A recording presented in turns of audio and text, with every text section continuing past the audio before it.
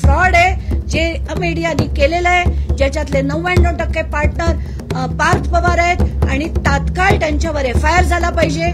एवढंच नाही तर FIR करून हे सगळे म्हणजे मला आत्ताच्या घटकेला अजित पवारांचा राजीनामा पाहिजे.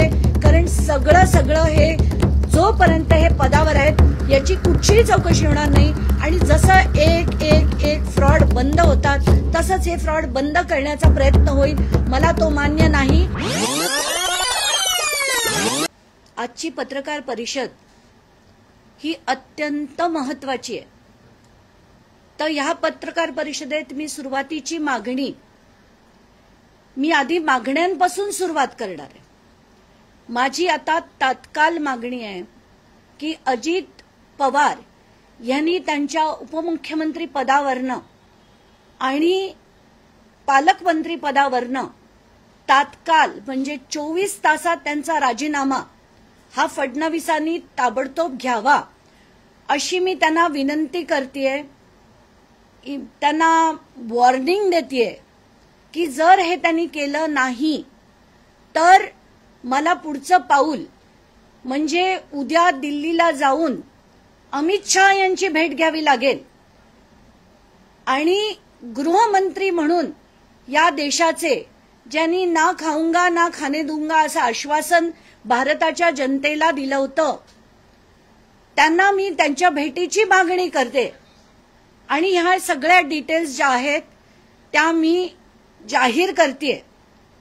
आता महाराष्ट्राच्या जनतेला मला विनंती आहे की हे सो कॉल्ड भाऊ भाई आणि दादा यांची सगळी चाललेली घाण गणितं, त्यांचे घाण सगळे जे व्यवहार आहेत सगळ्यांचेच, कोणी एकही त्याला अपवाद नाहीये. आत्ताच्या घटकेला तुम्ही हे सगळे धंदे थांबवा.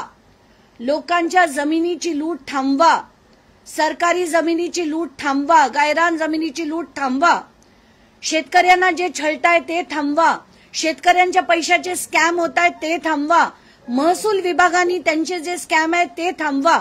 कारण आताच्या घटकेला जो चाललंय हे मी जे दाखवणार आहे ते अतिशय भयानक प्रकार आहे. भयानक प्रकार आहे. आपल्याला काय सांगितलं गेलं की एक सरकारी जमीन 40 एकर आहे, त्याच्यात LOI घेऊन अमेडिया कंपनीने एक व्यवहार रजिस्टर केला 500 रुपयाच्या स्टॅम्प ड्युटी भरून. तो असं सांगितलं गेलं की हा 500 रुपयाचा व्यवहार LOI मुळे त्यांना दिला गेला. म्हणून मी ऍप्लिकेशन टाकून ईमेल लिहिलं, RTI लिहिले आणि जो डेटा काढलाय महाराष्ट्राला खरं तर हदरवून टाकणार आहे की फ्रॉड वर फ्रॉड हे अमेडिया कंपनीने कसं केलं याचा खुलासा मी आता काही मिनिटात करणार आहे. हे आहे ऍप्लिकेशन फॉर LOI जे अमेडिया कंपनीने केलं. ते आता मी तुम्हाला त्याचे डिटेल सुद्धा माझ्या ब्रॉडकास्ट जो ग्रुप आहे मीडियाचा त्याच्यावर टाकणार आहे. याच्यात अमेडिया कंपनी काय म्हणते LOI मागताना की आम्हाला एक डेटा सेंटर सुरू करायचंय. डेटा सेंटर सुरू करायचंय, जमीन विकत घ्यायची नाही. म्हणजे जमीन विकत घेऊन आम्ही करतोय, स्टॅम्प ड्युटीचा आम्हाला वेव्हर द्या ही मागणीच मुळात नाहीये. मागणी अशी आहे की आम्हाला एक डेटा सेंटर करायचंय, त्यासाठी आम्हाला लागणारा LOI द्या. आणि त्याच्यात कुठली कुठली डॉक्युमेंट्स त्यांनी जोडली आहेत. पहिलं कंपनीचं इनकॉर्पोरेशन सर्टिफिकेट, दुसरं property card, registered lease deed. आता हे मी मुद्दाम वाचून दाखवतेय. लीज डीड त्यांनी सबमिट केलंय. ऍक्टिव्हिटी रिलेटेड सर्टिफिकेशन, ऍफिडेव्हिट, अमुक तमुक आणि कॉपी ऑफ MOA. आता जर याच्या मी तुम्हाला जी कॉपी दिली आहे त्याच्या तुम्ही पान नंबर 5 वर जा. त्या पान नंबर 5 वर एक ऍफिडेव्हिट आहे. ऍफिडेव्हिट ऑन ओथ म्हणजे मी शपथ घेऊन सांगतो की आम्ही हे डेटा सेंटर सुरू करतोय. या डेटा सेंटरमध्ये आम्ही डेटा मायनिंग करणार आहे. त्याच्यात आमची जी इन्व्हॉल्वमेंट आहे ते मी पूर्ण तुम्हाला वाचून मुद्दाम दाखवते. to provide IT services, to implement cyber security measures, to offer redundant infrastructure, tier 3 or tier 4 facilities, land ला डॅश, बिल्डिंग ला डॅश, आणि एकूण आमची इन्व्हेस्टमेंट ही 98 लाखाची होणार आहे. फक्त 98 लाखाची इन्व्हेस्टमेंट आम्ही करणार आहे आणि त्याच्यात आम्ही डेटा सेंटर उभारणार आहे. त्याच्यासाठी LOI द्या अशी मागणी अमेडिया तर्फे केली गेली आहे. म्हणजे LOI मागून स्टॅम्प ड्युटी वेवर घेऊन ती जमीन घेतली गेली आहे हे म्हणणं साफ खोटच नाही. हा एक आणि मोठा फ्रॉड आहे. आणि मोठा म्हणजे हा खरं प्रत्येक गोष्टीत त्यांनी फ्रॉड फ्रॉड फ्रॉड केलाय, दुसरं तिसरं काही नाही. एवढंच नाही, यांनी पान नंबर 7 वर टर्म शीट लावलीये. एक टर्म शीट. हे कोणी दिली आहे टर्म शीट? शीतल तेजवानी आणि अमेडिया LLP मध्ये झालेलं टर्म शीट आहे की ही जमीन जी आहे ती शीतल तेजवानीच्या नावावर 40 एकर जमीन आहे आणि ती त्यांनी आम्हाला लीजवर 5 वर्षासाठी दिली आहे आणि इथे आम्ही डाटा सेंटर उघडणार आहे असं म्हणून LOI घेतलं. LOI हे दाखवून स्टॅम्प ड्युटी जी प्रचंड प्रमाणात लागणार होती ती 500 रुपयात केली गेली ते LOI दाखवून. तर हे LOI कशासाठी होतं? याच्यापेक्षा मोठे फ्रॉड्स होऊ शकतात का? एकानंतर एक एकानंतर एक एकानंतर एक यांचे सगळी झूट हे सगळं बाहेर येतंय. पहिलं त्यांनी जे म्हटलं ते खोटं. त्यांनी जे रजिस्ट्रेशनचे जे अधिकार पार्थ पवार यांनी दिग्विजयांना दिले की रेझोल्युशन पास केलं की तुम्ही LOI ची मागणी करा. हे ते LOI चे डॉक्युमेंट सरळ सरळ दाखवतायत की जमिनीच्या स्टॅम्प ड्युटीसाठी हे वेव्हर मागितलंच गेलं नव्हतं. हे जमिनीसाठी व्यवहारच नव्हता. हा फक्त डेटा सेंटर उभा करतोय. त्याच्यासाठी आम्ही 98 लाखाची मशिनरी तिथे घालतोय आणि याला IT सेंटरचं तुम्ही LOI देण्यात यावं अशी ती मागणी होती. आणि हे सगळं जे त्याच्या पुढे घडलं 24 तारखेला त्यांना ते LOI दिलं गेलं. त्याच्या पुढे त्यांनी ते 500 रुपये भरून रजिस्टर केलं. इतकंच नाही, जे मी म्हटलं की त्याच्यात सगळ्यात महत्वाचा मुद्दा त्यांनी ताबा घेण्याचा व्यवहार केला. तिथे जाऊन ताबा मागण्याची जी प्रक्रिया होती ती याच वकिलांनी म्हणजे तृप्ता नावाच्या ज्या वकील आहेत त्यांचं नाव मी तुम्हाला वाचून दाखवते कारण त्यांनी पुन्हा ईमेल लिहून तृप्ता ठाकूर यांनी ईमेल लिहून या LOI वरची परमिशन मागितली. तर हे सगळं जे आहे प्रचंड मोठं फ्रॉड आहे. आणि माझा सगळ्यात प्रश्न जो महत्वाचा होता जो मागच्या माझ्या पत्रकार परिषदेत थोडासा इग्नोर झाला, कलेक्टरांना 16 जूनला केंद्रीय प्रशासनाकडनं कळवलं जातं की अर्जंट इंटरव्हेन्शन करा. सरकारने आम्हाला दिलेली जमिनीवर कोणी ताबा घ्यायला येतंय हे त्यांना कळवलं गेलं होतं.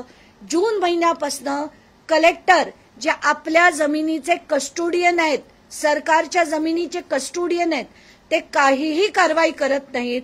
माझा त्यांना दुसरा प्रश्न की त्यांनी ही माहिती तिथल्या पालकमंत्री अजित पवारांना दिली होती की नाही, हा महत्वाचा प्रश्न आहे की अजित पवारांना याची माहिती होती की नाही. एवढंच नाही तर कलेक्टरांना तहसीलदारांनी सुद्धा पत्र लिहून कळवलं होतं 14 जुलैला की ह्याची विक्री झालेली आहे.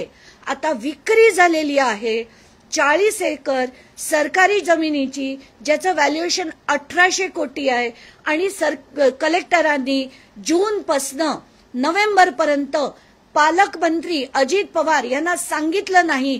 असं होऊ शकेल का? हे आता प्रचंड गंभीर झालंय. फडणवीसांना माझी विनंती आहे 24 तासाच्या आत तुम्ही त्यांचा राजीनामा उपमुख्यमंत्री आणि पालकमंत्री म्हणून घ्या. आणि दुसरी मागणी आहे की तात्काळ तुम्ही केलेली SIT बरखास्त करून, कारण त्यात 6 पैकी 5 लोक पुण्याचे अधिकारी आहेत. हे बिलकुल चालणार नाही. याच्यात सिरियस SIT करणं गरजेचं आहे. पहिले म्हणजे ही एसआयटीत खरगे असले ठीक आहेत, त्यांच्या बरोबर एक रिटायर्ड जज, एक IPS अधिकारी आणि एक रेव्हेन्यू मधले तज्ञ अशांची ती एसआयटी झाली पाहिजे. आणि ह्या एसआयटी कडनं ताबडतोब म्हणजे 10 दिवसाच्या आत हा आला पाहिजे. आणि हे जी पुन्हा पुन्हा वाढवून त्यांना जे फॅसिलिटी दिली जाते स्टॅम्प ड्युटी भरण्याची, जर तुम्ही आम्ही असतो, जनतेने हे जाणून घेणं गरजेचं आहे की तुम्ही किंवा आम्ही, आपण जर सगळ्यांनी अशी 300 कोटीची जमीन सरकारची फ्रॉड घेतली आणि त्याच्यात आम्हाला स्टॅम्प ड्युटी भरायला मुभा द्या, वेळ द्या, तर ती मुदतवाढ आपल्याला कधी दिली जाईल का, हा पहिला प्रश्न. आणि आता ना पक्ष कार्यकर्ते हे सगळं तुम्ही बाजूला ठेवून आता महाराष्ट्राला पुन्हा वळणावर आणणं गरजेचं आहे.